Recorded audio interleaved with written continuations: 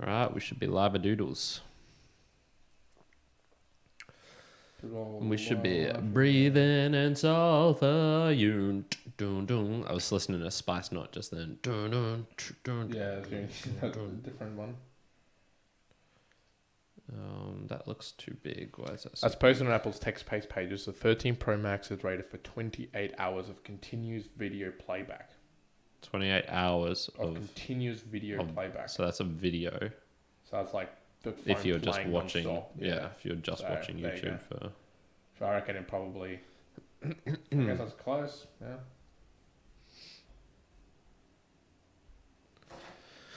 There we go.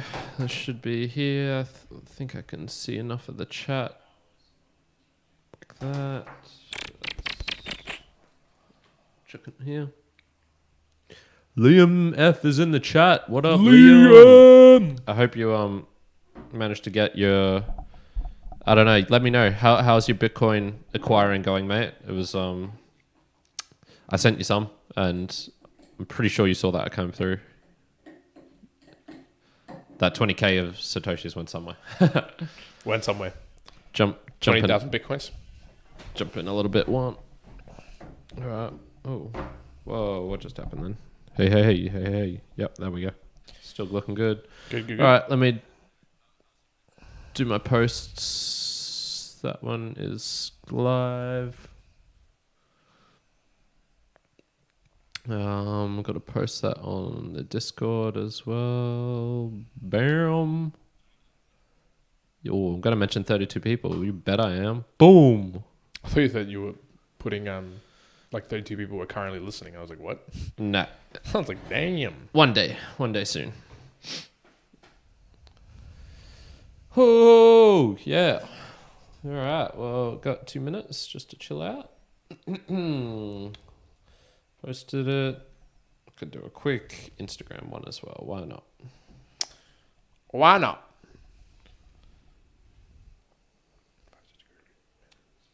Story. We going live. We're going to learn how to become world-class handstanders. Yeah.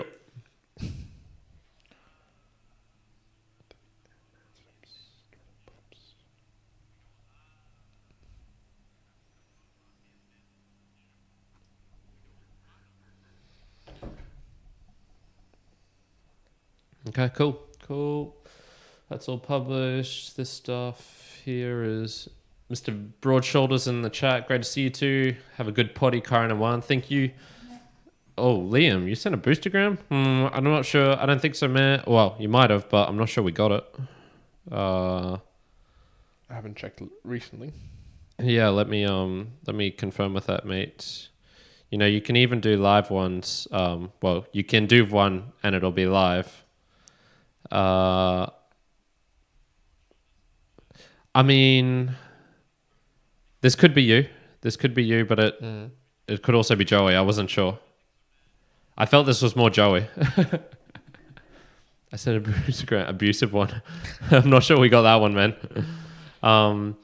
You sure that you sent it through to the mere mortals?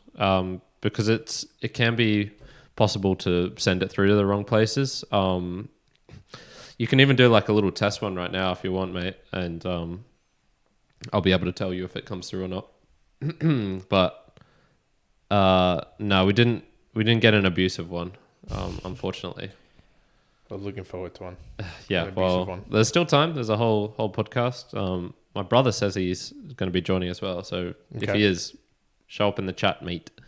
There's some fun stuff going on in there last time. All right, it's 7 o'clock on the dot. Let's do it. Yeah, let's kick it off. Ooh, almost didn't have this recording correctly. Good. Now it should be check. Speaking to you, mate. Check. Nice. Good on. Yep. Good. Okay, cool. All right, peeps, we're gonna get started. Let's do it. Let me just make sure I've got the correct screen showing up. Get this to the right spot. Cool. And then my notes. Okay, here we go. Let's go. 3, 2, 1.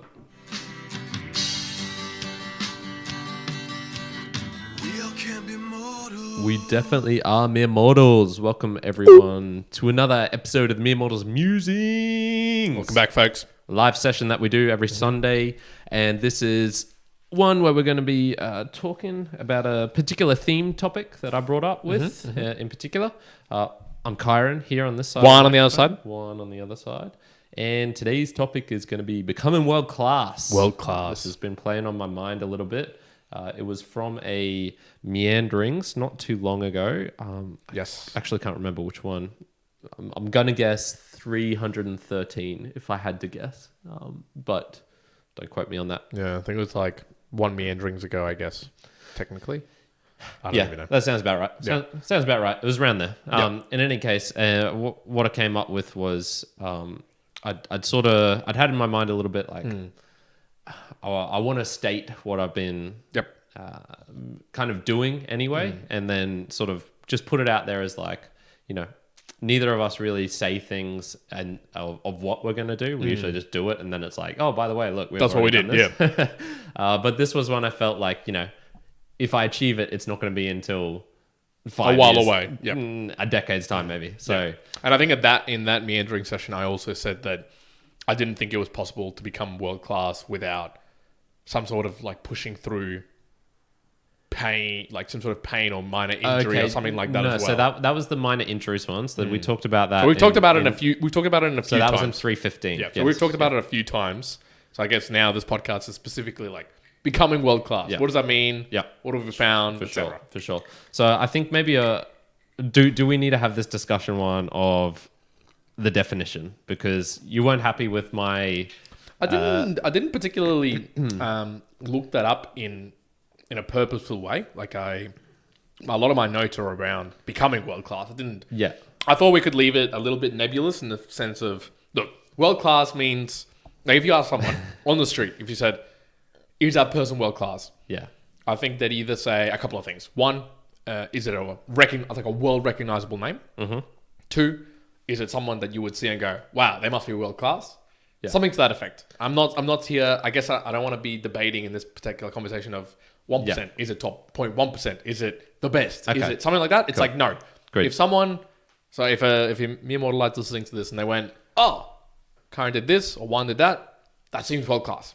Okay, cool. I think we say that's for sure. Enough. Yeah. So this sort of lines up exactly with my thinking, which was it's how I create my long-term goals. They're kind of nebulous in a way that you never really know if you've achieved them or not until, you know, it sort of just happens. I don't think it's great to set long-term goals of I want to do this by this date and make it that's nice for the short-term stuff, but for the long-term, I definitely prefer a little bit of vagary, and that allows for I guess you could call it wiggle room in the sense of knowing what you want to do. Yeah, well, look, let's give the mere mortals an exact example, because in my following annual goals, I'm going to be attempting to get to my level sneak peek here. I'm going to try to get to level 2 of my 5 levels of eminent human being, right? And this is of the body. And level 2, I'll read it out, is a recognized individual for his health and fitness in a local scale.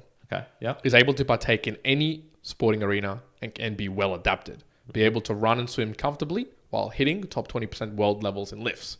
So that to me is like, I haven't achieved it. That's what I'm going to try and achieve. That level 2. Now, there's some wiggle room there. You know, recognized individual for his health and fitness in a local scale. What does that mean? Yeah. You could mean like through social media. It could be like word of mouth. It could be something like that.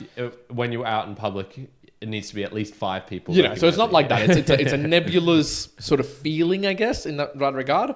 But I guess so we have some idea. Like, you know, if you ask someone else what world class, we're saying this is in the ballpark of, it's what you'd expect that means. We're not going to be debating here the minutia of the definition is this, and actually no, you don't world class because that's actually like NCAA level. Like, okay, no, we're not going to be debating that. Yep, for sure. So let's start off with maybe what your thoughts were, because I need to actually respond to something in the chat. So I had 2 sections. One was going to be about the mentality, and then also like the principles. So sort of like the mental stuff, and then the physical stuff that I actually plan to do. I've just got like lots and lots of things of I guess things that I found out of becoming world class? What does it mean? Like, what are the things that I would imagine in my mind you'd have to apply to whatever action? And we're talking here, you might perhaps be coming at it from a handstand perspective. For sure, that's what I'm going to be I talking don't know. There's about, yeah. anything in my remit of things that I'm, in a particular sense, trying to become world class at. If anything, I would say I want to it's become like how you would maybe go about it. Yeah, and I guess I would say, if I had to put it on anything just so it helps center something, I would say becoming world class at communication. Okay. I'm going to say that because I communicate through here, I communicate at work, I communicate in basically everything I'm doing. I would want to be known world class, just in the way that I see Tim Ferriss as a great communicator. I would say, okay, in a similar sense to that. So I'll ground myself into that perspective. Nice. Okay, so let's go with the mental perspective, Yep. I guess, and I'll try to pull out some of the ones that I also had in here. So hit me. Well, here's one mental one. Okay, so mine was. So this comes with the Josh Waitzkin Art of Learning book. Yes. So loading up your working memory with purposeful distractions. So this is one about becoming world class. What does it mean? Here's an example from him. So this is, in my mind, going beyond, like going just beyond the basics, going beyond the normals, or in Josh Waitzkin's words, to focus more and more on the minutia. Okay. So that was my first sort of view, I guess, if you wanted to become world class, is that your working memory of a particular thing. So an example for me of communication, I would have to, if I wanted to become world class, I believe in communicating, or again, anything in general, I would have to get to the point that I am loading up my working memory or my working action or conscious actions of whatever I'm doing to the absolute extreme, so that almost becomes like the barest level, like just becomes like the subconscious level. And then I can start focusing more and more and more on like the real specifics. So what might that mean in a conversation for us? I think we've done enough. I wouldn't say we're world-class at podcasters, and we're not world-class at communicators. Not yet, right? Immortalites. But one of the things that we start to do, and you might see it if you go back and listen to some things, is you called out, I think through editing probably, that we said like a lot. And we still have been doing that. And we still do that. Yeah. Now, there are times when you mentioned that I almost went a whole podcast being quite focused on not saying like. Okay. Really? I went like a whole podcast. Every time I said that, I forgot. And every time I said it, like even today, I actually said like in the meanderings a couple of times. Yeah. And it pinged for me. But say right now, and in especially the day after you said that, the podcast afterwards, I was very, very specific that when I felt like going, oh, like, I kind of stopped myself, put some pauses, tried to continue the conversation and make it seem like it's more effective in the sense of conversation. Okay. So I guess that's an example of what that means. So I was focusing there, even though I was having the conversation. Yeah. So you can still have the conversation. That's almost like just base level already.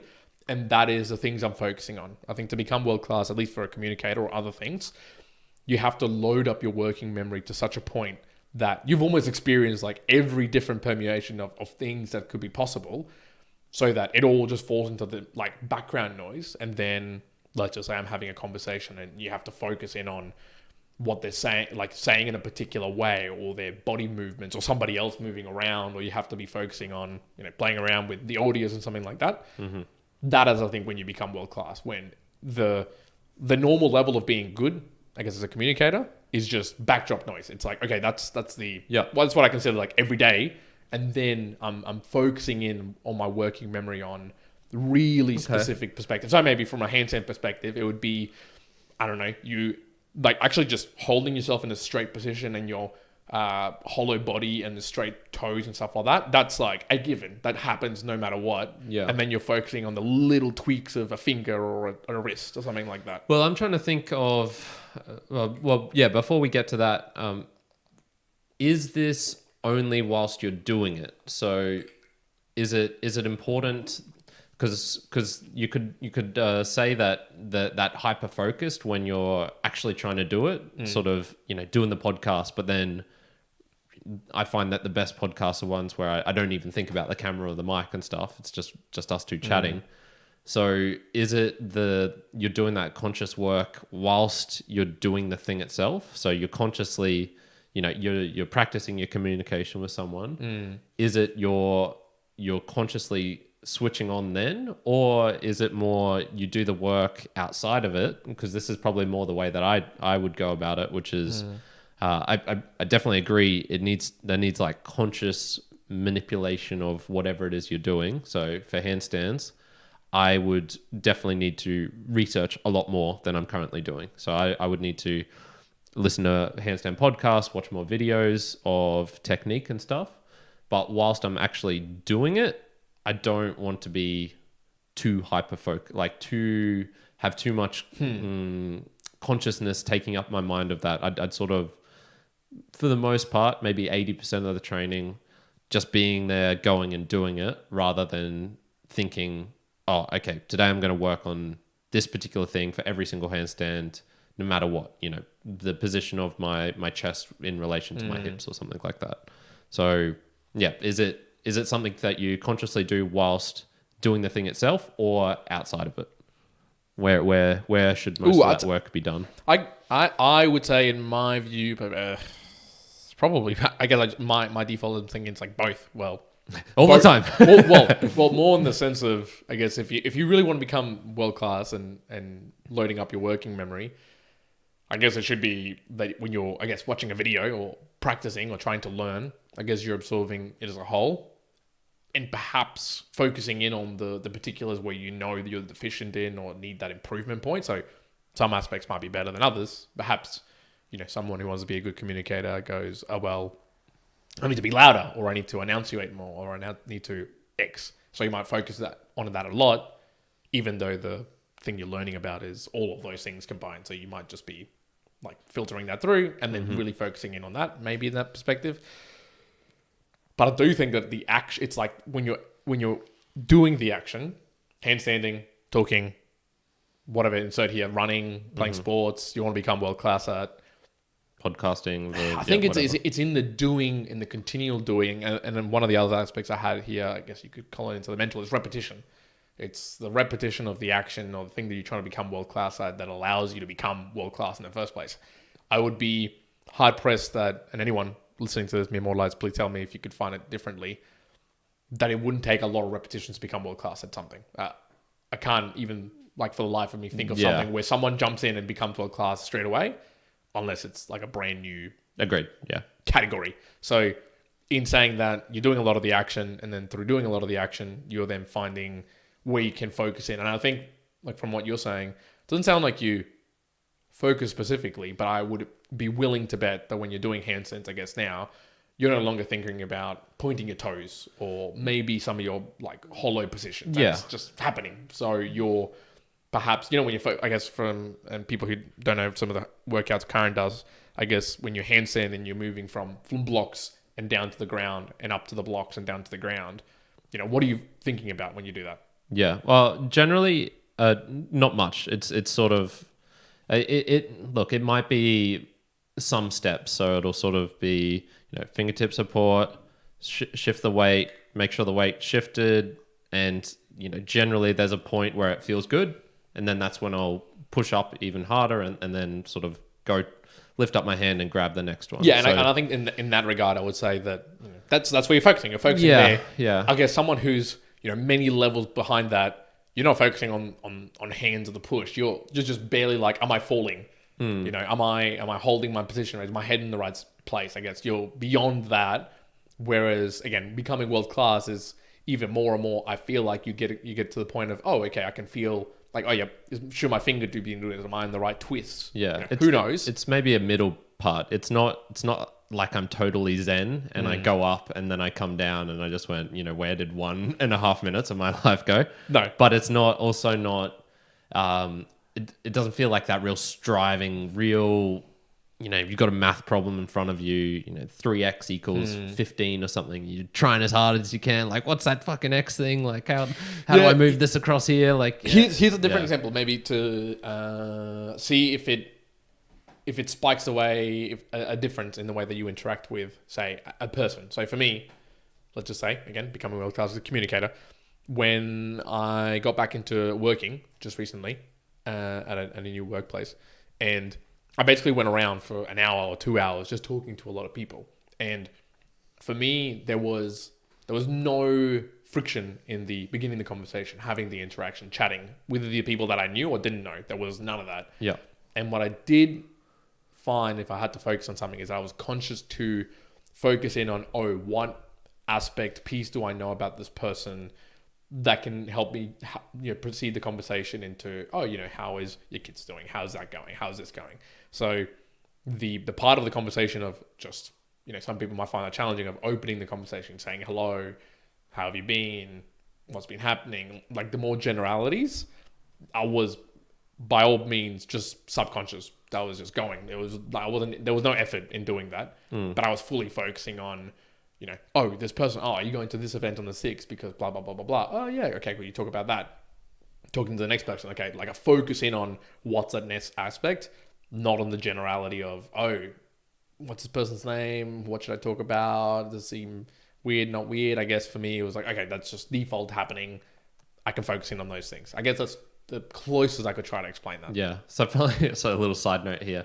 When the COVID stuff first started happening, and so you were here, all the time doing all your work from home, and I would sort of just be in here, so I'd hear what you were saying over in the next room. I remember being at points being like, man, Juan's being so fake right now. It's because you're probably right. It's definitely one, its ability I haven't developed / isn't natural to me of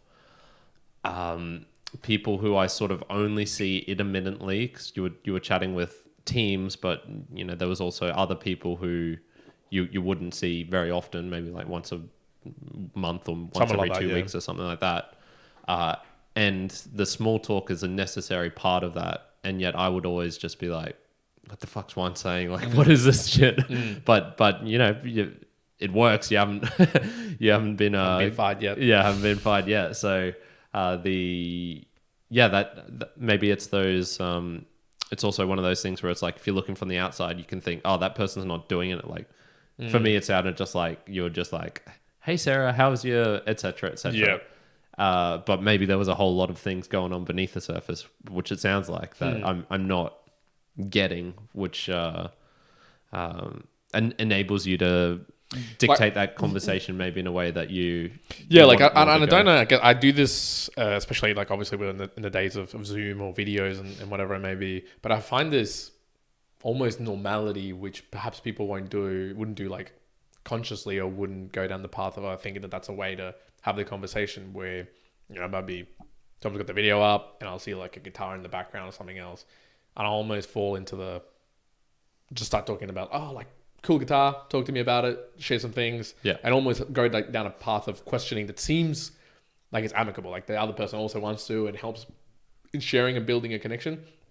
I mean, ultimately, I one of the reasons I got hired into the position I am right now is literally to talk to people and connect people. Like that's really my like role. So it's obviously working. Well, I'm not banging out code. I'm not banging out code. Tell you that. I'm not doing that at all. So look, I think that there's one aspect of it. What other ones have you got in the mental phase? So the 3 that I had was for the mentality was actually, funnily enough, not thinking about it constantly, becoming world class. So not having that sort of constant pressure in a way. So for that kind of 2 weeks where I was really thinking about it a lot, what I noticed was happening was I would go to the gym and I'd have my sort of set plan and I would do my things, but maybe midway through or right at the end, these creeping, I'm going to call them negative thoughts, would enter my head, which were, you're not working hard enough. Like, you think this is world class. Like you didn't do that last set as hard as you could. You could have maybe gotten out an extra rep, or even an extra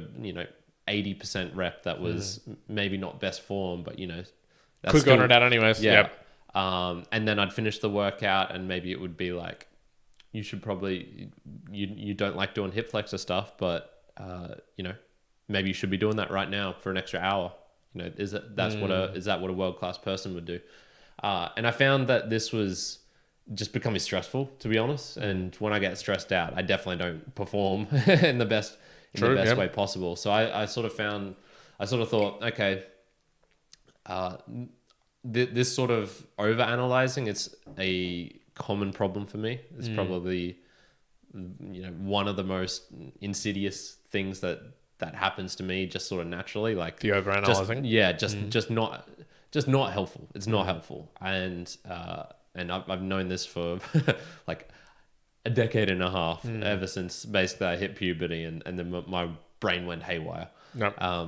And so for me, it sort of went, okay, even though this is something that I'm kind of thinking about, I also need to make sure I'm not overanalyzing it. And so for this, it would sort of be things like have a plan, set and forget it for a month maybe, and then a 1 month, or for me it's a 4-week cycle. Once every 4 weeks, re-examine and then make changes if necessary. But don't even allow that thought of is this world class? Like, are you becoming world class right now?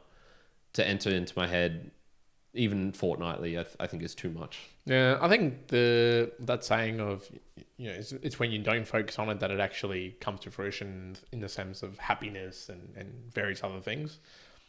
I think if you choose to, okay, am I doing this for world class? Am I doing this and all the time? I think it would have a tendency to pull you away from the likely things that are the things that are going to make you be world class, I guess. So, if you're stressing out or you're anxious, you're not sleeping, or you're forcing more things than you should, but just doing the things that you either enjoy or are passionate about will lead to that anyways. And it's got no, I guess it serves no purpose. It serves no purpose. Yep. Although one thing that I did find in some of the searches as well was another recommendation from some other website, right? And they talked about you have to structure your entire life to optimize your performance. Yeah. Oof. So this one was an interesting one because that was very blanket of, you want to become world class.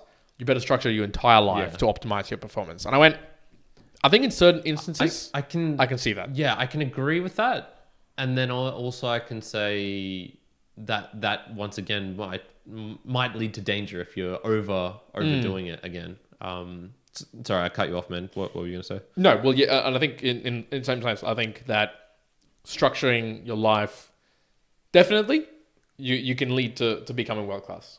I think the dangerous bit is the challenge of either burning yourself out or not getting there because you're all of a sudden over it, like over the top of, say you're really passionate about handstands, but then you start doing 12 hours a day and it just becomes like, okay, I don't want to do this anymore. Whereas perhaps a time domain is longer in handstands, or let's say communicator. Yep, you've got all the time in the world because it's not physical. I can see how that applies though for a basketball player, an NFL player, put in your sport that's time domain bounded, or something else that's time domain bounded. Okay, you might have to structure your entire life to be just about the performance of X, because in a world-class setting, there's just so many other people gunning for it as well that you have to just be putting that much dedication to it. Yeah. This sort of combines the two that I had, which was it actually can't be the overarching thing in my life. So, what should my life's goal be? It's not to become a world-class handstander. Yep. It's to live the best life possible. Vague and tenuous, I know, but that's fine.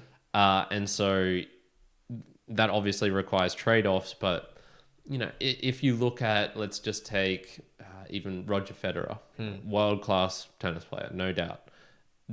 Is every single action in his life decided by, is this next action going to make me even better? I'd argue a lot of it, maybe half of it, but there's so much time that he can't spend playing tennis. So every single one of those decisions, is it useful to overanalyze? Well, I say overanalyze, to analyze every single one of those. Is this next car purchase going to make me an even better a tennis player? That's getting to the point where I'm like, okay, I think you can have sort of not competing, but adjacent goals. So True. You can be world class at your sport and then also have a family. I think that's doable. Most people most athletes who are at that top level have a family. So obviously, there's something going on there. Like, it's not like... It's obviously doable. And I very much doubt... I would struggle to find anyone who would say having a kid made me a better athlete.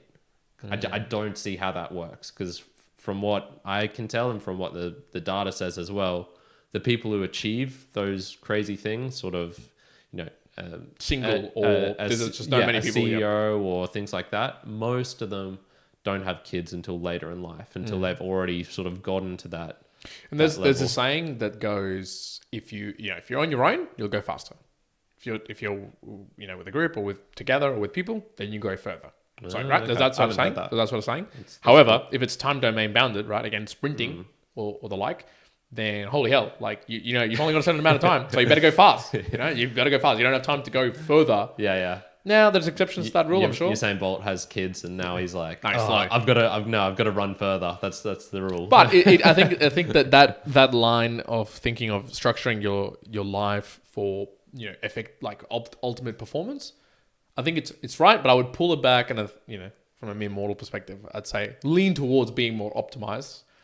But if I was to think about it, world class unless very specific things, I think you can become world class, but optimizing towards it, but not absolutely, as you say, having other parallel goals, other goals that you can also be chasing and having. Yeah. I don't think that you can only have the one thing that you have to pursue for, eternity to become world class. I think you can do other things and become world class still. Yeah. Apart from very minute amount of things. Yeah, agreed. The other one was staying humble. So it's funny because this, how many times have we said world class in this podcast, and referring to ourselves as well. But some things that I've noticed in terms of the mental space is the I wouldn't call them world class, but they're definitely above me, and they have been above me, which is some YouTubers I used to follow. So Daniel Vadnal from Fitness FAQ, Tom Merrick from the Bodyweight Warrior. Though both of those guys, they're not world class handstanders. They might even be world class like YouTube calisthenic people, if you wanted to put a definition something of that. to them. Yeah. But the times that all these types of people seem to have gotten injured is when they're not being sort of humble. They're trying to show off for the camera, because a bunch of them have videos of them banging out a muscle or tearing a thing when they're trying to film something. I mean, even just Brendan, the very first time I met him, he was filming something with this chick trying to do pancakes, and he pinged his hamstring. Yep, nice. So there is something, I think, about that mentality of not showing off as well, not using your talents, even though it's very tempting. And I'm at the stage now where people walk past and applaud me. And you got to kind of like be humble enough to be like and ask to take videos and photos like that. Both of those things happened just this last Friday. So I think it's like there's something where it's got to be like, okay, you got to be careful mentally of not letting the success you do have that's a good point. drive you to do silly things. Because you could that's a temptation. You could very easily become world class at something, allow the success to get to your head, and then actually not be world class anymore because you're not following the same things that you were doing that allowed you to be there once upon a time. Yeah. And I guess there's that other saying. It's like it's easier to be chasing for the top than to be on the top. Because once you're in the top, it's much easier to fall away from it because you're already at the top, right? It takes a different mentality to then continue to be, or at least a world-class level. So I guess here, it's easier to be chasing to be world-class than to be world-class. Once you're world-class, it's a different mentality to say world-class. Gotcha. My final one for mentality, and then we can go to some boostagrams, was embracing fear and suffering, and partnering this up with finding your zone and staying there for an extended period of time. So this is more, a little bit in a similar sense to this, that Richard Marchenko's quote of the more you sweat in training, the less you bleed in combat. Where are you getting all these quotes from? Man. Jesus Christ. I never know his quotes. And now he's just pulling them out. Whipping out three without communication. But the whole mentality of it's the almost embracing that suffering, that fear, the being in the zone that's not in the limelight. So I think often, I'm just going to pull like a random name, like a boxer, Floyd Mayweather. Everyone considers him to be one of the greatest boxers, whatever it may be. Dude works hard as balls. But I think most of the people, like what you'd see is his fights. You'd see, maybe some of his show-offiness, whatever it may be. But dude works hard as hell, right, to become that. Now, there's definitely some genetics behind that, and there's also some hard work. So I'm sure if you ask him and other people, there would be some fear and there would be some suffering that they would just embrace and have fun with. And they would be like, okay, I'm happy, almost in the knowledge that you have to put in that effort away from anybody seeing to then be able to be world-class where it counts. Yeah. Where it would be boxing or, similar sense here, like talk handstands, it's in doing the day in, the day out, the grind. You often talk about this of like, this workout is just purely like, I've just got to do 3 months worth of this effort, and it might not feel like much, but at the end, it'll be that extra incremental 1%. And it's those 1% over the 3 years, 4 years that then all of a sudden it'll be like, whoa, he's world class. And it's like, yeah, but I embrace the grind that was 4 months of 1% to be able to get to something like this. Yeah.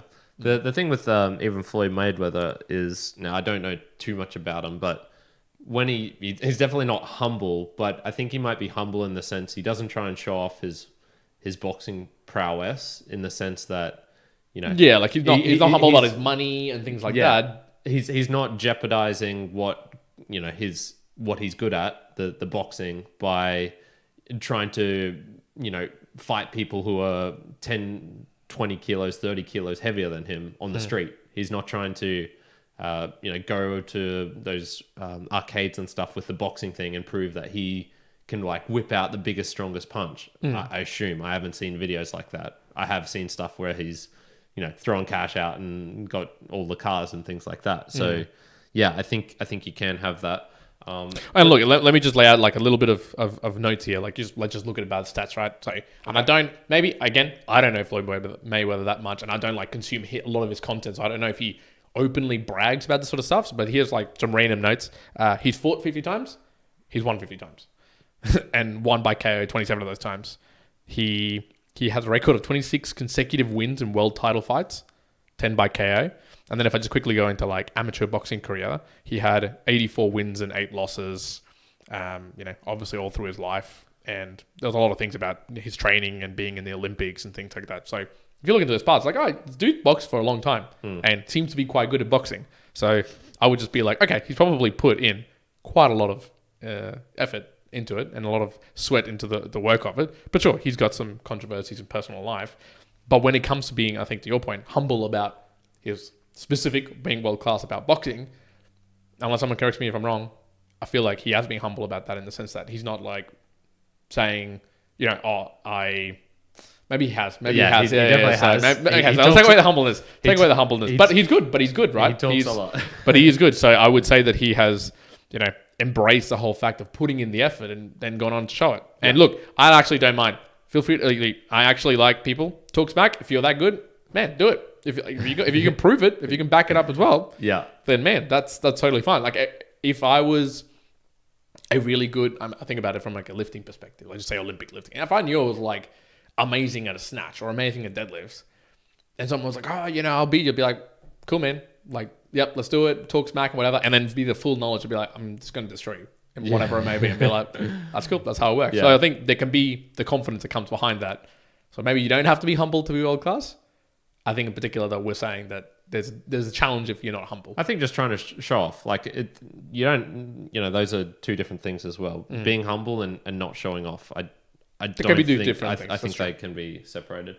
Let's go to the chat because they've actually been talking about Floyd Mayweather in there. So Joey was saying on the topic of world class, one applied example of world class without repetition came to my mind, and that was Grandmaster of Chess Magnus Carlsen. Has been in the number 1 in the world since a teenager and beat a top 700 player in the world at 11 years old, or approximate 11. I don't know, but what do you put in? I have the feeling he puts in a lot of hours. Yeah, I don't know if that's right, man. The only time I've ever really seen him, look, how I would be willing to bet he's put in thousands and thousands of hours, probably that 10,000 hour thing, that limit for mastery, that general principle or general rule. I would be willing to bet he trains a lot for that. But yes, you're correct, Joey, in that there are people whose brains allow them to do. Yeah, I agree. Here's a quick, much like Mozart when he was 5 years old. For sure. And here's a quick one for you, Joey, because I didn't actually know this about Carlsen either. But Carlsen showed an aptitude for intellectual challenges at a young age. At 2 years, he could solve 50-piece jigsaw puzzles. At 4, he enjoyed assembling Lego. His father was a keen amateur chess player. Taught him to play at age 5, although he initially showed little interest in it. But then it says that he actually read a chess book when he was 7 years of age, and then he developed all of his early playing skills from it. for himself for hours on end, moving the pieces around, searching for combinations, etc., etc., etc. So he seemed to have obviously some sort of prodigious way of remembering things, but he already was participating in tournaments at 8 years old.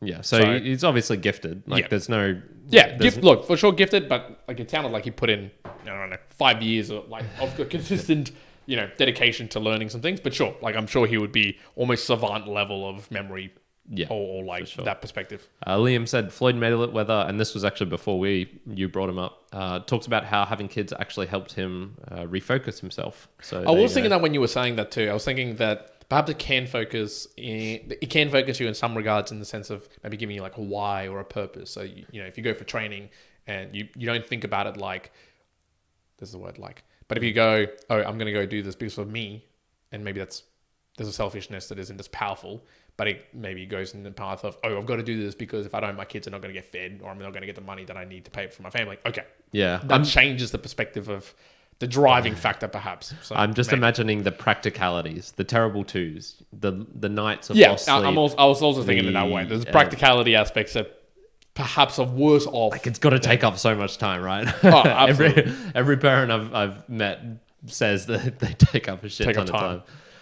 But then Liam also says Floyd can't help you with staying humble. Correct. Joey is talking about consider referring to Kendrick Lamar when required for How to Be Humble. Yes, that's true. It's a good song for for that.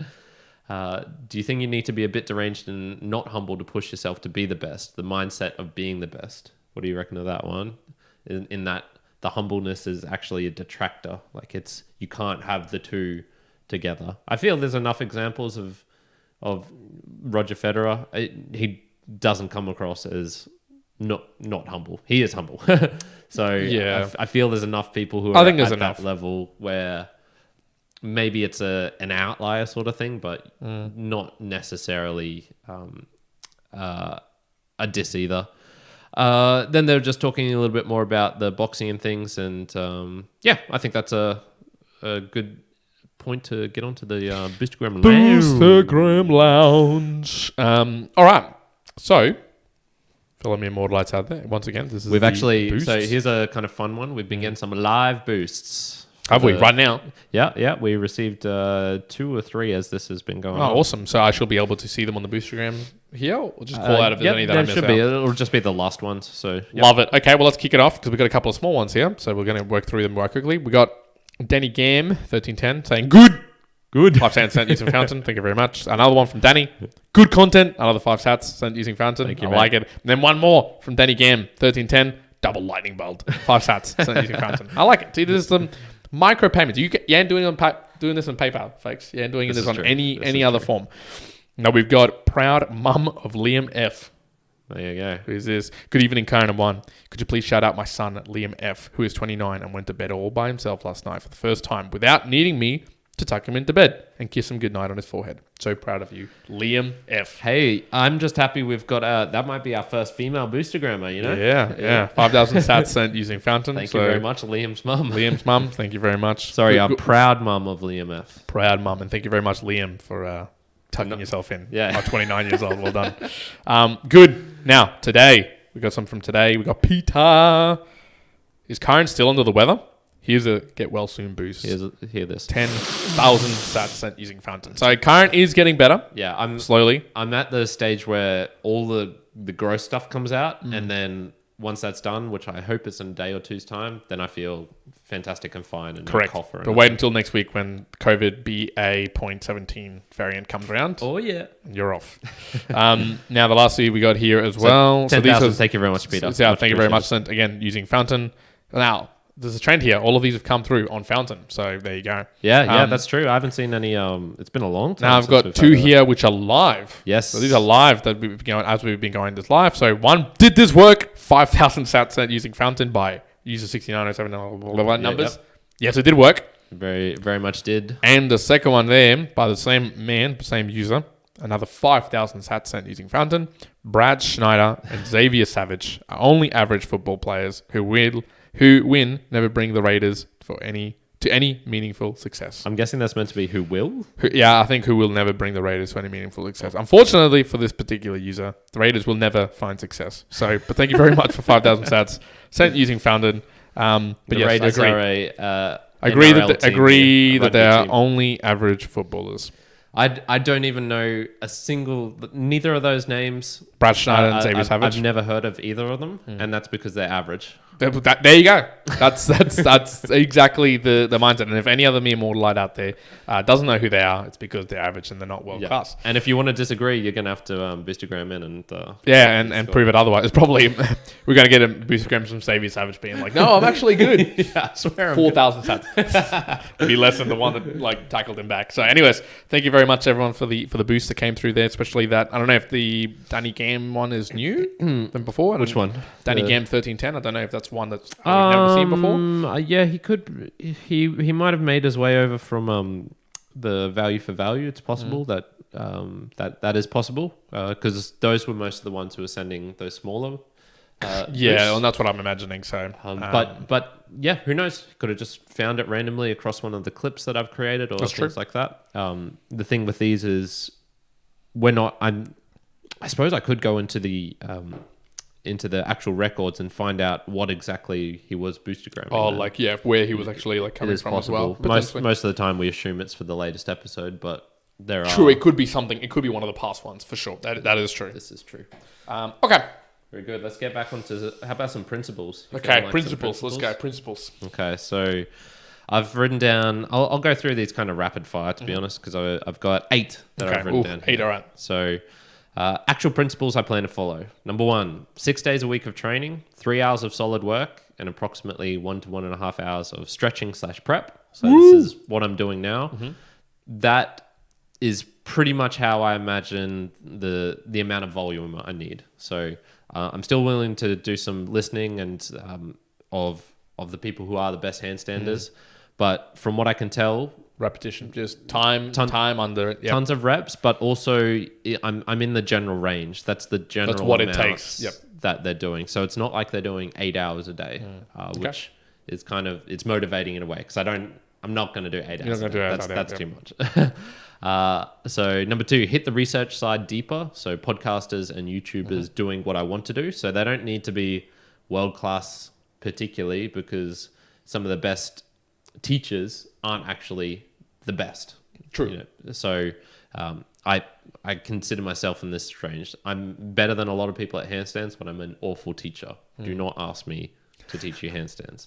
So searching for what I particularly want to be finding from that is the general principles they follow. So just their sort of mindset when it comes to training. I think that'll be helpful and just thinking, maybe they sort of more agree with you on the side of becoming like that conscious level each and every workout, really focusing or working on this one particular thing each and every workout, whereas I don't particularly do that. So finding that, and then also kind of some, like, I'm going to call them hidden exercises. So those hidden exercises, those ones which are so particular and obscure that they don't ever show up on the general just searching how to handstand, how to do this thing. Or until you get to a certain level that you start seeing those sort of work movements come up and do. For sure. And a lot of stuff which can be really particular. This, if you want to do a real deep side bend on a handstand or a real deep flag, you probably need to be working this strengthening exercise, which is super weird and, never going to find that elsewhere. So that sort of thing.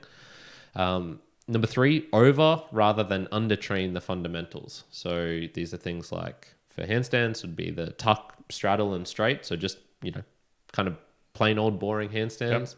Using the wall, fingertip support for variations of one arm. So even when I can get into a 10-second one arm handstand, I still want to be doing fingertip support for maybe a minute or something like that, because I can only get 20, 25 seconds now. Yep. So that's something I've always done, overtraining and not progressing too fast. Funnily enough, it's like I almost want to not limit myself in a way, so not push myself too far, and just be focusing more on I'd rather focus a little bit more on maybe what's not technically necessary. Like I've already got a good handstand. Yeah. But not pushing too far. I know this one's kind of debatable. I know a lot of people would disagree with that, but that's how I've worked. Yeah. And unless I find other people who would say you should be pushing more to the like extreme varieties of things, I'm going to focus more on the fundamental stuff. Yeah. I think that principle applies well for longer time domain things. I think it does for sure. Yeah. And I think it would get more challenged more and more the shorter the time domain. For sure. All of these are, once I read them out, probably half of them contradict each other. And so it's fine. It's, it's trying to find that blend for me of, when this, when they apply. It's like all advice, really. Everyone can roughly know. There's always a but. There's always a but. Yeah. So number 4, more filming for form checks. So this is probably one of my biggest weaknesses right now. I'm going to show you something here on the video if you're watching, and I'll make sure that I put this in the chapter art as well. So for those who are wondering what a form check looks like, well, Brendan actually did a really great one for me this past week. So like I said, I don't film enough. I don't take enough videos, and this has been causing me some problems. So if you're looking at the screen right now, oh, that's gay. Doesn't zoom in. Anyway, you can see I'm going into a handstand, and I've got my just right click on it. Right click. Open an image in a new tab. This guy is very smart. Here we go. So I've got my left fingers off of the just fingertips are touching. So this is called fingertip support, and you can see my hips and legs. They're kind of parallel in a way. They're both I don't know, 15 centimeters out from where my hips are, because I'm not doing a perfect split. So this is on my good arm on the right side. Now, when I go onto the left side, bad things start to happen. And so so once again, like the body is kind of all right, but you can see this leg here is basically staying in line with my body, and then this one's coming way out, whereas this should jump out a bit more to the side, and then this one should come in a bit more. Right. So, and basically what I'm doing is like I'm swiveling my hips there in a way that I shouldn't be doing. I'm sort of like... Yeah, you're shifting your weight to try to hold yourself as opposed to trying to be straight. And it's imagine if you were trapped between two planes of glass, your body can just fit in it, and then you try and lean to one side. So you're doing like an ab crunch on one side. Yeah. So essentially, I'm not doing that. And if there was two imaginary panes there, my legs would be kicking one forward and the other one backward. Yeah, gotcha. So that's something that I didn't particularly know I was doing, and then Brendan brought that up and showed me, and I was like, shit. So that's something I need to work on, for example. Okay. And that's the kind of shit that I just miss because I don't do form checks enough. Yeah. So, and I think the principle there, I guess, is just making sure that you're reflecting on what you're doing, just in a broader context, like just reflecting back on. So I do lots of reflection in terms of volume, in terms of numbers, in terms of my workout ratings, and this will allow me to see, am I making silly decisions with I don't know, eating, or I'm going out too much, or no, I like that. Do you want to flick back to the video? Yeah, good point. I would have forgotten that. And yes, Liam, I can do handstand push-ups, just not tons of them. I can do my max is 3 reps in one go, up and down. But I'm working on them. Number 5, the Pareto principle for exercise choice. So I want 80% of it to be direct or supplementary handstand work. And then 20% can sort of be calisthenics, or it's not particularly going to help me. So muscle ups aren't going to help me become directly the best handstander, like a world-class handstander, hand balancer. Is that really the Pareto principle? That's not how the Pareto principle That's how applies. I'm doing it now, man. This is how I do like everything that's 80 or 20. I love how like everything, so I use that too. I say 80-20 and I'm like, the Pareto principle focuses the 20% of the things that you're doing is the 80% of the like the overall arching. I've Like heard 20% of the actions is 80% of the value. That's the Pareto principle. But Yeah. I 100% have used the Pareto principle in like opposite 80-20 rule and things being like like, okay, I'm going to do 80% this and 20% that. That's probably just an 80-20 rule. But yeah, Pareto principle. this is true. But you know what? I should really read a book on that where it first applied, like came how up it actually and what- applied. Yeah, 'cause I feel that's one of those words, kind of like Gary Vee's using, what's that word? Bloody, not ruminating. Oh man, how have we forgotten this? Well, you put me on the spot, man, and I forgot it. Anyway, Gary Vee says a thing, pontificating. That's what it is. Pontificating. Anyway, I'm just going to say, just for people at home, the Pareto principle is a theory maintaining that 80% of the output from a given situation or system is determined by 20% of the input. okay. That's the principle. That 20% of the input derives 80% of the output. Okay, so I only need to do 20% handstands and 80% can be calisthenics, and then I'm all good. Yeah, I right? guess, and That's what it I think like in this No. instance, it would be like the 20% is whatever you want to determine in your aspect is what drives 80% of the output. It would be, in my case, it would probably be the 20% that I do at the start of a session is 80% of what I'm actually getting, because that's when I'm fresh and that's when I'm actually there you go. Yeah. doing good technique. So maybe I should do this and say I'll only allow myself to do calisthenic stuff at the end of the workout. Maybe that's the principle I should follow. Gotcha. Because that's where it kind of doesn't matter. Like that's the 80 part of the 80% that only gives me 20%. Gotcha. Extra. Yeah, that's a good point. Okay, good. I'm glad you cleared that up because I definitely wasn't using that, right? Number 6, at least 1 hour of work I dislike per week. So I'm At least 1 hour of work a week that you dislike. So now, this is abs very and- much on abs and stretching. abs of the and hips. hip flexors. Yeah. Abs and hip flexors. So Which is goes in line with the embracing the suffering and the pain. You got little bit, there's yeah. embracing the suffering and the pain This that is comes true. with like, you've got to do some things, which is like, damn it, you have to become better. it can't be all fun. It can't be all fun. So yeah, this is something I tend to neglect, and because I was slightly injured this last week and I was forced to do a lot of it, I went, okay, I can see how this will benefit me. Where the benefit comes from. Yep. Number 7, I would prefer to skip out on volume. So this is kind of almost a mentality one, but I would prefer to skip out on volume of training rather than prep inadequately. So say my workout's normally, what did I say? 2.5, 3 hours long. And dang, I've only got 2 hours this day and I haven't stretched yet. I would rather, or I only have 3 hours. I would rather eat into that time to make sure I'm prepped, ready. So basically, it's just saying, don't go after it without stretching properly. I would rather lose that stuff at the tail end than constrict, then take away the beginning bit. Yeah. Which I guess goes back to that principle of that beginning bit is where all of your majority of your gains are being made in the handstand department. for sure. And you get injured doing shit like that. And That's true. And basically, I'm going to add it in here. I haven't really said it. I'll put it as number 9. Number 8 has to be an amazing reason to be going to bed later than 1 a.m. That's sort of Okay, This is the one thing that has probably detracted more from my handstands Than a lot of other things, 2 years than really anything else. Holidays and stuff like that, yes, they have. But I'm going to see for the next holiday that I have with family what I'll do, because I have a feeling I'm going to be like, family, I'm sorry, but I'm going to need 3 hours each day Go do some handstands. for some me time. Okay. And then the last one, number 9, injury prevention almost tops everything.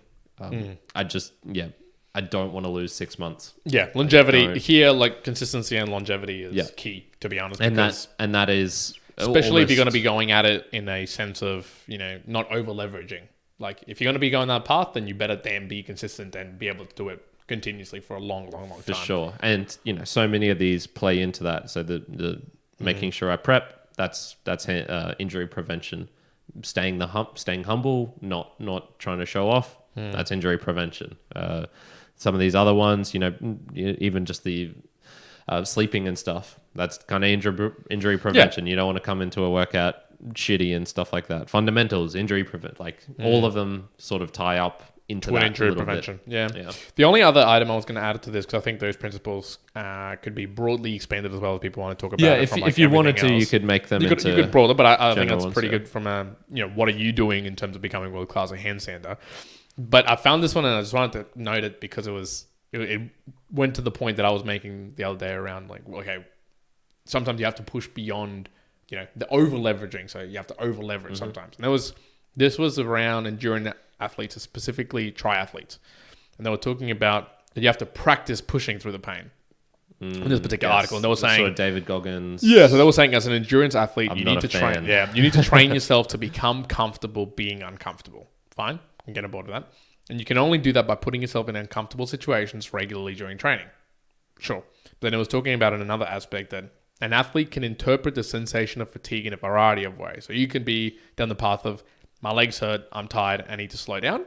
Or, I'm pushing hard, I've done this before, and I can do it again. So, in this particular article, they were probably siding more with, hey, if you're running or if you're swimming and you go, my legs really hurt, I'm a bit tired or a bit sore, to lean into you need to embrace the suck and be like, no, I've done this before, keep on going. So I can see that. I can kind of get on board with some of those levels.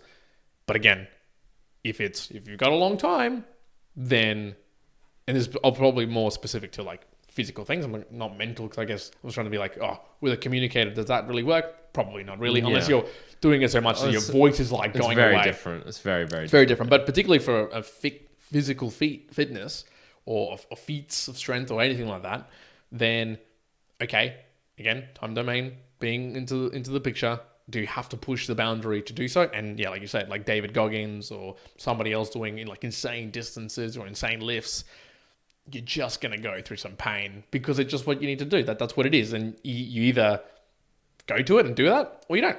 And the thing is, again, to become world class, there are people out there who are willing to do that. And if you don't put yourself into that, well, boohoo, that's what happens. One of the things in like really heavy deadlifting, right? When you deadlift really heavy, guess what? Because you're holding your breath and there's so much like internal pressure, you get nosebleeds. Like that happens to most of the time. Now, Eddie Hall, I don't know if the world record still stands but I know that I think Bjorn Johnson did a 501 perhaps. But anyway, I know that Eddie Hall deadlifted 500 kilos. Yes. And when he deadlifted 500 kilos, and I think he had originally gotten the world record earlier, and then he went up 35 kilos to get the 500 kilo deadlift. So he went from like 475 or 480 or something like that to 500 to do a new world record by an extra 20 kilos, which is like, at those levels, that's madness. Yeah. But in any case, when he did that world record, he was just bleeding through his nose, like basically like halfway out. And there's lots of videos of people of this happening. People puking, people bleeding out of the nose, eyeballs bursting. That is what happens when you deadlift heavy. Like you almost, like if you don't do that, it's kind of like a rarity, I would imagine. Yeah. So I've seen people do that and not get that. Fine. Yeah, of course. But it's going to happen. Like that's kind of like a risk you put yourself in doing it. Got to be prepared. Now, if you were like, okay, well, I'm not going to do that because I don't want to rupture my eyeballs. Guess what, folks? There's other people who are not the immortals out there who will do it 100%. So you got to like realize, is that what you're going to do that? Now, in handstanding, I don't think there's anybody out there being like, I'm going to break my wrists until this happens. You mentioned the ab thing, like so some people going to such extremes of almost breaking your ribs. Yeah, breaking your ribs and then training on broken ribs because that'll allow you to get even deeper. Now, maybe you could, again, in that perspective, maybe you don't have to. Like, that's like a place where you don't have to. But let's just say someone said that to become the greatest handstander and you only had a year to do it. Yeah. Look, maybe you had to do that to get to that certain level. And if you didn't, you don't. Mikhail Christensen is certainly more of that pushing through the pain type of guy. Like he was talking about, he would work out every single day for, multiple years. The most time he's ever taken off, I think he said was maybe 5 days or a couple of weeks after he first did circus thing. And then since then, a 5-day stretch was the longest. There's no way that he did that much. Not being in some injured and not being, pain, something. Yeah. And like, I feel it to a certain extent when I had that real good stretch the last roughly 6 months. I'd wake up every day and my wrist would hurt. And it would take, sort of just the day-to-day stuff for a couple of hours. To be able to like warm it up to being like, okay, specific no pain. wrist prep whilst doing, getting ready. And even whilst doing that, it would hurt. Like it wouldn't be feeling like it has right now. And because I took, roughly, I was still doing handstands, but not as Not much to the volume. level of it, yeah. And, you know, my wrists feel fantastic. It's like, oh my God, this is beautiful. I love this. But you can't have that. You can't have both. You can't be a good handstander and not have sore wrists. Exactly. That's just, it kind of like comes with the territory. Maybe, maybe, and I guess it's extreme, but maybe NFL, you know, if you be a really good NFL player, or maybe a good NFL, you know, front, or, you know, people that actually do the tackles and whatnot, you might not be able to be a good one of those if you don't get concussions, right? Like it might, like, kind of comes with the party. And there's some ridiculous stat about there's a precursor to like some sort of brain disorder that they checked like most NFL people, like people who are in the NFL, and they found that like 98% of those have that precursory thing to that brain issue, whatever it may be. Yeah, that's scary stuff, man. Damn, that's crazy. So it's kind of like it comes with the territory. It comes with it. So you want to be world class? Do it. If you don't, that's fine. But then don't get angry that you're not world class. Yeah, for sure. So cool. All right, let's wrap this up. So my sort of sum up is, I want to be a world class hand balancer, handstander. I sort of use those hand two. balancer. Well, that's actually what they normally say, hand balancer. Oh, really? Yeah, that's the more common lingo. Okay. So I want to get to that level. Is it the overarching goal in my life? No. Throw a name out there. Who would you consider world class right now? So the one I've had on the podcast was Miguel Santana. So you would consider him world class? Yeah. Do you think that in 5 years you could be beyond Miguel? I think I could reach his level that he's at now. Okay. Now where he is after that, because he's still relatively young. I think he said in his mid-30s. Well, and that just gives a picture for people if you really care. You know, if you want to compare, I guess you might be able to go check out the podcast with Miguel, or have a look at Miguel's, social, Just got a huge Instagram links, or whatever. Yeah, to see that's sort of like what Kyrin is intending to do. That's sort of level you want to get to. pretty much. Yeah. Yep. Yeah. So that's kind of the level that I want to aim for, and I never thought I'd be able to do a muscle up, and yet here I am. True. I never thought I'd be able to do a handstand push up, and then here I am. Or at least those seemed like impossible goals when I still remember when 23. it felt like you couldn't do a muscle up. You were like, oh man, that's just Yeah. hard. It wasn't long ago. It wasn't long. It was shockingly not long ago. Yeah. And so where now it just seems so standard to a workout. Yeah, for sure. So it's not the overarching goal in my life. You're probably not going to hear it much more after this as well, because sort of like I was saying, Again, it'll be more like, hey, we did this, you did this. Yeah, for sure. I'm going to follow those as best as I can and call myself out when I'm not doing them. They'll probably be making their way into my goals as well, particularly the health and stuff. And probably Karen's going to be sleeping at 2 a.m. every day now. Yeah. I'll be watching the clock and like, shit, 12:59. Like, Dad! Just got to like go to sleep in a garden somewhere just to make sure I'm asleep before 1 a.m. And yeah, get the mindset straight. It's not the overarching thing, but I want it, and I fucking want it bad. And I'm gonna put in a shit ton of effort to make it happen. But if I develop arthritis in the next year or two, I'm willing to change the goal, obviously. Yeah. So what Kyrin's here is he's going to cut his arm off and go bionic. Yeah. Go metal. David Goggins, fucking pussy. Like, you push through the arthritis. Just imagine this like Kyrin like chopping off his hands and changing them for plates. Yeah. And then just like laying on like metal plates and being like, I can hold 2 hours. Yeah. What about you? Easy boy. Very good. Yeah. One will be the conversational masterclass, world class conversationalist of the two of us. That's his goal. Me? Was there a question there? No. That's what I'm saying. Oh, good. Well, sort of. I guess I'm not aspiring to like. I guess if I put on the spot, if I really say like, oh, do I want to become that? Yeah, no. Like, it's not really. But if I'm going to be world class something, I want to be known for a good communicator. Yeah, that would be a great thing. This was my theme. Today's all about me, people. All about Kyrin. Staying humble here. All right, everyone. Thank you for joining us. Like we mentioned, there's been some live boosting going on because we're live. So we do that every Sunday, 7 p.m. I will actually check if there's any more. Australian Eastern Standard Time. It should it pops up for me easier. So I haven't seen one. Nope. We're getting some more people boosting in. Everyone seems to be using Fountain, so it's not always good to follow the crowd, but most of the time it is. Most of the time it is. I would say that Fountain is a damn decent app, and I've been onboarding actually 2 of the boosters of this time. So yeah, it's look,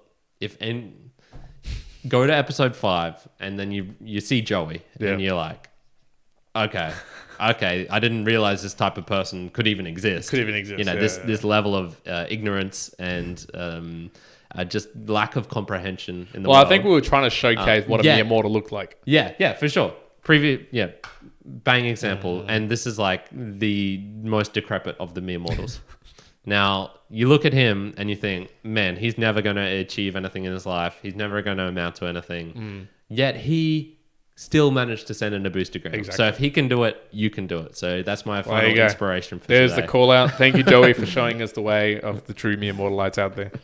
Beautiful. All right, Juan, take it out. That's it. Well, I hope you enjoyed, folks, wherever you are in the world, whether you've been watching it live or you've been listening to this afterwards. As always, take care. Juan, out. Kyrin out. Peace. Good. Thank you, everyone, for joining. Joey, I hope you stayed for this last trash talk. Good. I hope you did. Missed you, Peter, if you're watching this afterwards. Joey sent in some laughy faces. Good. I hope you enjoyed that. Just for you. Thanks for that, Joey.